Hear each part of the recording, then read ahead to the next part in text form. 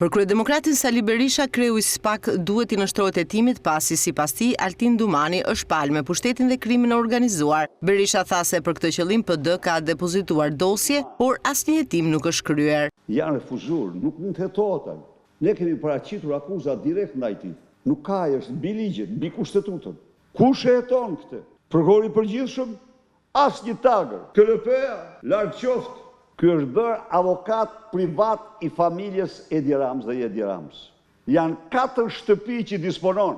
Berisha e tha gazetarëve se është pronë ndryshimeve të kushtetutës për uljen e numrit të deputetëve propozuar nga Partia Socialiste. Por për Partinë Demokratike kushti është që të miratohet ndryshimi i funksionimit të parlamentit përmes 2 dhomave. Për këtë arsye Berisha thotë se është i hapur të takohet me kryeministrin Rama. Në qoftë se është problemi për të përcaktuar Senatin e Republikës në kushtetut, po, jam gati, s'kemi asnjë kompleks aty ne.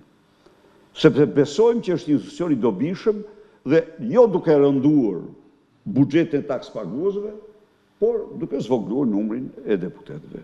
Sa e takon territoriales, reforma nuk ka nevojë për ndryshime në kushtetutë, thekson Berisha. Kushti i opozitës për funksionimin e kësaj reforme, thot kreu demokrat, është prania në komisionin e posaçëm parlamentar të ekspertëve të Kongresit të Autoriteteve Rajonale.